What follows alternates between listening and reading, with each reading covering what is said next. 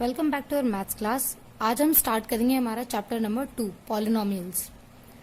आपने पहले भी काफी सारी इक्वेशंस पढ़ रखी होंगी, जैसे कि लीनियर है, क्वाड्रेटिक है या पॉलिनोमियल्स हैं। लीनियर इक्वेशन होती है जहां वेरिएबल्स दे रखे हो हमें एक या दो, लेकिन उनकी पावर हमेशा 1 ही रहती है, वहां पावर आगे नहीं बढ़ती है। क्वाड्रेटिक इक्वेशन जो होती है वहां पावर हमेशा डिक्रीजिंग टर्म्स में रहती है, जैसे कि x square plus x plus constant, या फिर हम कह सकते हैं a x square plus b x plus c के फॉर्म में। पॉलिनोमियल्स हमारे होते हैं, यहाँ हमारी पावर की कोई बाउंडेशन नहीं होती, ना ही टर्म्स की बाउंडेशन होती है कि एक इक्वेशन में कितने टर्म्स हो सकते हैं। एक इक्वेशन में हमारे कितने भी टर्म्स हो सकते हैं, लेकिन यहाँ होता है कभी इक्वेशन हमारी 1 वेरिएबल में होती है, कभी 2 वेरिएबल में, और कभी कभी और ज्यादा वेरिएबल्स भी हो सकते हैं। अभी हम बात करेंगे पॉलिनोमियल इन 1 वेरिएबल की, जहां हमारे पॉलिनोमियल्स में सिर्फ एक ही वेरिएबल होगा। जैसे कि एग्जाम्पल हमने ले लिया एक्स स्क्वायर प्लस 1, यहाँ पे सिर्फ एक ही वेरिएबल है X. Y to the power 4 plus Y square plus 9 minus Y, यहाँ पे वाई को हमने 3 बार यूज किया है, लेकिन वाई के अलावा और कोई भी वेरिएबल हमारा नहीं है, इसीलिए ये भी इक्वेशन हो गई हमारी, पॉलिनोमियल हो गया 1 वेरिएबल में। इसी तरह से ये T Q minus 1 A square plus 2 plus A to the power 4, यहाँ पावर कितनी भी कम या कितनी भी ज्यादा हो सकती है, वेरिएबल को हम कितनी भी बार यूज कर सकते हैं, लेकिन पॉलिनोमियल इन 1 वेरिएबल में सिर्फ एक ही वेरिएबल हम यूज कर सकते हैं। अब आते हैं डिग्री ऑफ पॉलिनोमियल। जो भी पॉलिनोमियल में हाईएस्ट पावर हमें वेरिएबल की दे रखी होती है, उसी को हम डिग्री ऑफ पॉलिनोमियल मान लेते हैं। जैसे कि X to the power 4 plus X cube plus X to the power 9 plus 2। अब यहाँ अगर हमें डिग्री फाइंड करनी होगी तो हम देखेंगे हमारा वेरिएबल एक ही है एक्स, उसकी हाईएस्ट पावर क्या है, हाईएस्ट पावर है 9, तो डिग्री भी हो जाएगी 9।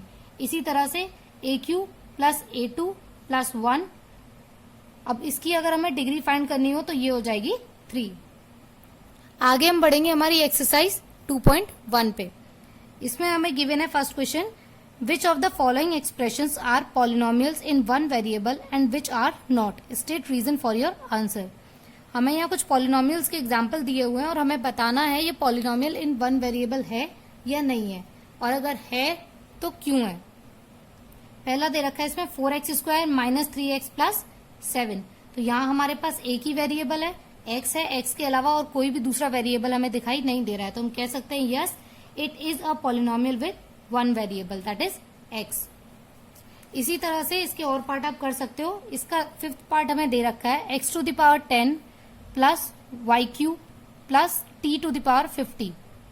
अब यहाँ हम देख रहे हैं कि हमें 3 वेरिएबल दे दिए x, y और t, तो ये पॉलिनोमियल इन 1 वेरिएबल नहीं हो सकता। तो हम यहाँ लिख देंगे no it is not a polynomial with 1 variable, it has 3 variables that are x, y एंड t।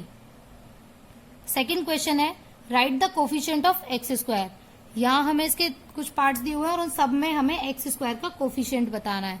कोफिशिएंट आप जानते हो, जिस भी टर्म का हमें कोफिशिएंट निकालने को दिया गया है उसके साथ लिखी हुई डिजिट हमारी कोफिशिएंट बन जाती है और उसके आगे लगा हुआ साइन।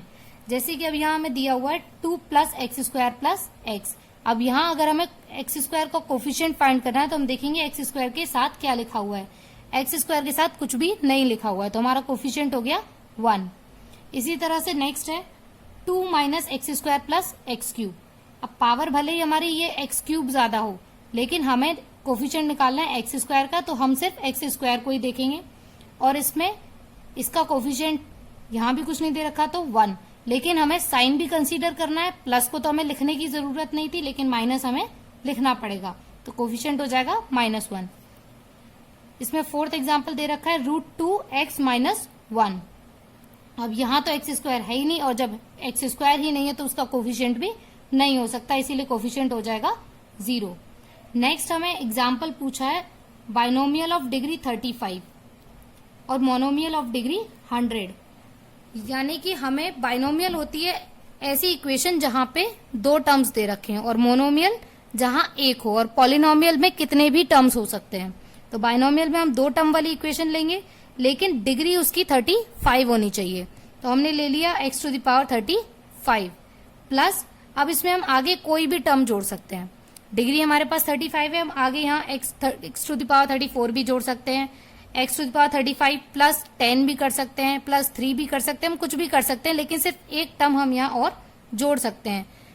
लेकिन उसकी पावर 35 से ज्यादा नहीं हो सकती, क्योंकि हमारा जो बाइनोमियल है उसकी डिग्री 35 है, हाईएस्ट पावर हमारे पास 35 है। 35 से नीचे पावर का कोई भी टर्म हम यहाँ ले सकते हैं। मोनोमियल में हमें एक ही टर्म लेना है, तो हम लिख देंगे x टू द पावर 100। यहाँ x की जगह हम y भी लिख सकते हैं, t a b हम कुछ भी लिख सकते हैं।